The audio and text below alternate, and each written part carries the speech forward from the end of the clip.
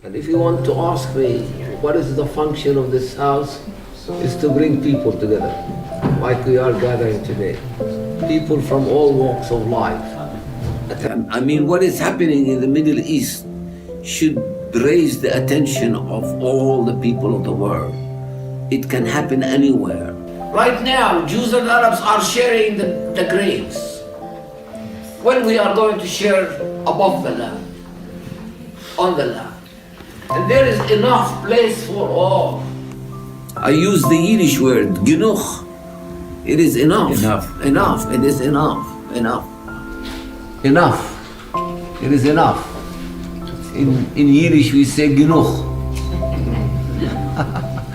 Long time we have been struggling, in my opinion, in vain. Peace is only said it is the lack of war. Peace is deeper. Yes. Peace is life. Peace is taste, everything. Everything. I want to shake the universe. I want to shake humanity. Wake up. All is expensive. Peace is priceless. Even the simplest people know that it is better to live together rather than die together. I say I would love to live with problems rather than die without problems. Listen, love is the essence of life. I'd like to welcome you in this humble house, in this house of peace, in this house of love.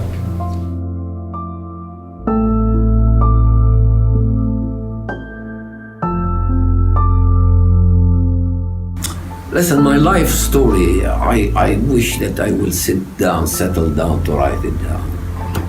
I was a Palestinian boy, 13 years old, living in this town, living in this house.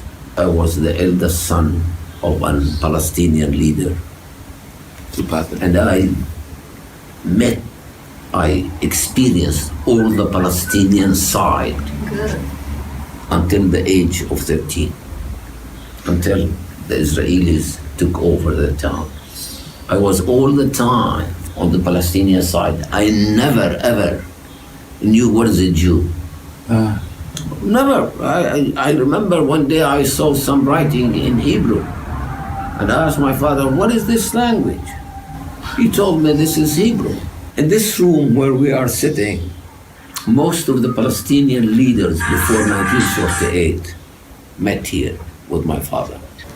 When the Israelis took over the town, the Israeli lieutenant who knocked at the door of my father early in the morning came with a unit of Haganah people. Oh, yeah? I remember asked the soldiers, I don't know which language, where are the British? They told me, what do you need the British for? I said, I want to continue my studies. They said, forget about it. I moved from London University to the Hebrew University, one of the early Arab students. And I met the Jewish ocean. I dropped in the Jewish ocean. I swam in the Jewish ocean. And out of poverty, I rented a room in Me'ar Sharim. This is where I learned Yiddish.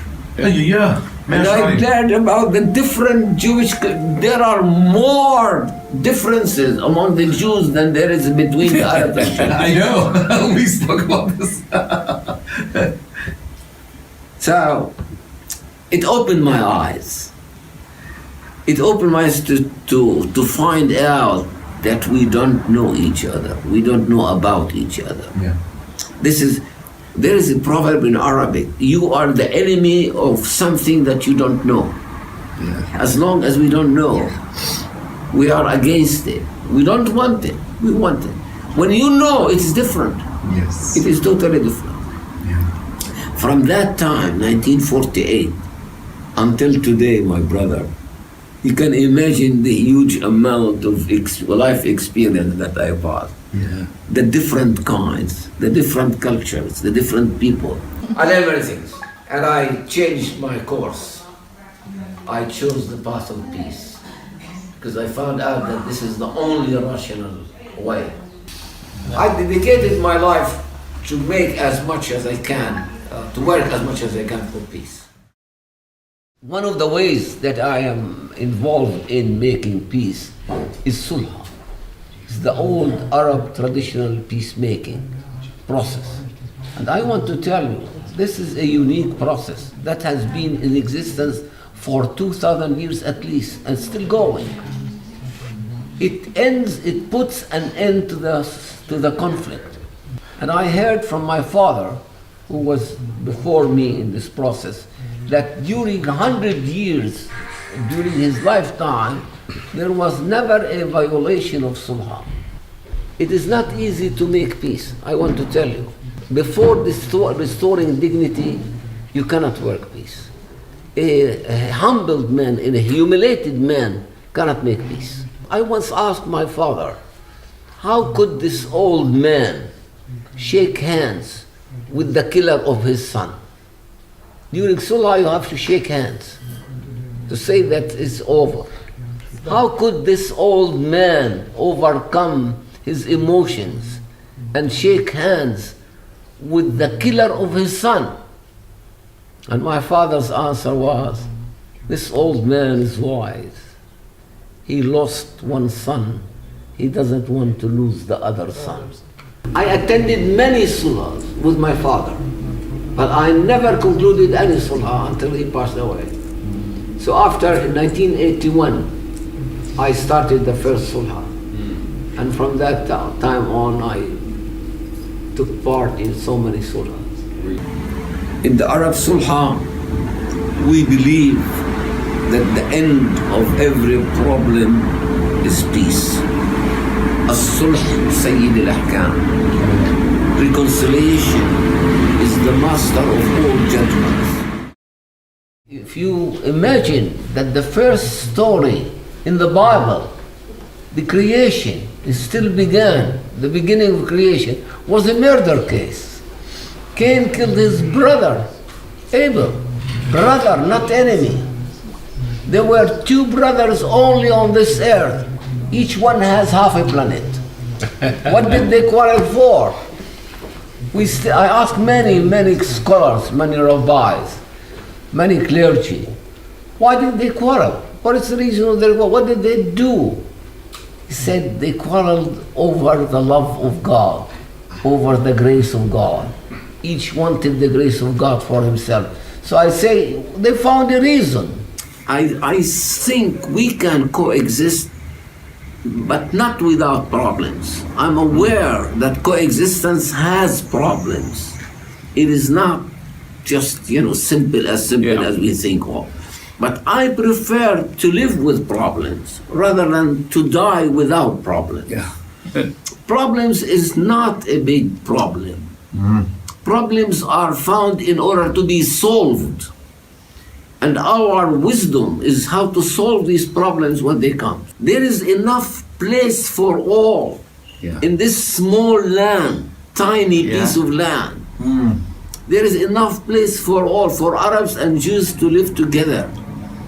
But they don't want to live together. This is the problem, is how to make them accept living together. The key, the secret of Arab-Jewish-Israeli problem is that when they decide to live together, with difficulties, with problems. Jews and Arabs are angels, they are not angels. If they don't have problems, they were created. And I think they are the good people in the world in creating problems. We are the best at creating problems. There is a proverb in Arabic, in the sulh case, in the reconciliation. You see, we have to kill the problem, not the problem killing us. We have to overcome the problem, not to let the problem overcome us. When we are able to do that, and only great people can do that, overcome the problem. If you kill the other human being, you don't kill the problem. The problem is inherited by his...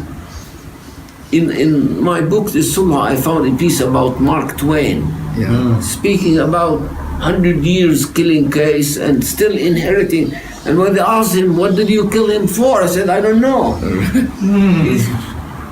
So when we come to the understanding that we can overcome problems, we now not to let problems overcome us, then I think it is possible to go on the way of peace. Both peoples do not know enough about the other people. The Jews in Tel Aviv, I don't know how much they are aware of the life of Arab villages in Galilee. Meet each other on every level, psychologically, physically, and so on. I say we need to know each other and to know about each other. It is amazing how ignorant we are, how much we don't know about each other. My point, why don't we dig deep in the ground to find more wisdom, old wisdom? The media is not carrying the real picture. Yeah. It is distorted picture. For example, the Palestinians as terrorists is a distorting picture. They are not like that. Never, ever.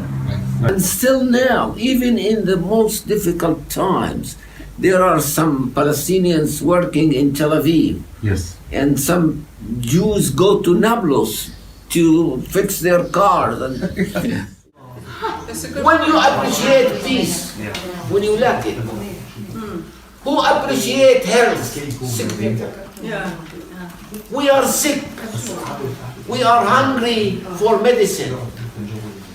And what is the Abrahamic reunion is making, is giving us some medicine. It is not enough. We need more. The cup is empty. But if we add one drop, it gets fuller. The world is dark. If we light one candle, we're not going to eliminate the darkness, but it's going to be less dark. If more will come and add more candles, it will be brighter.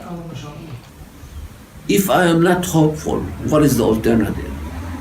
Is it going to get better? If we are going to give up hope, do we think that it's going to get anything better? Hope is the only thing left. So I am adhered to it. I am strongly catching it. Yes, I would like to send a message through you to the whole world and to my brothers and sisters anywhere, and tell them, as of my experience, out of my experience in this life, I found that peace is the only sane thing. Peace is the only beautiful thing that we can have. Peace is the reason of our life. Peace is the reason of our welfare, humanity welfare for all. I call people to try peace, to learn peace, to know about peace, to begin thinking, to begin changing the old ideas, the old systems. Let us try to wage peace and not to wage war. It is not enough to make peace. We have to maintain peace. How could we maintain it? How could we keep it? How could we give it to our generations? My opinion about our gathering, that we are handling the torch of peace from one generation to another. The torch of peace must pass from one to another, because we have to live in peace. Your responsibility on the young people is very important. You have to believe that this is wrong. What is done is wrong. It's not only to believe, we have to say it. We need the courage, the brave, to stand up and say, it's wrong. You have to stop. So you have a great responsibility as a younger generation to carry this message, this mission again and again. And hopefully days like these meetings will help you to believe more in the need of peace in our generation. We are going together work for peace and make it in here. Please come back anytime. We are hungry and thirsty for peace. All of us. Continue the good work. God bless you.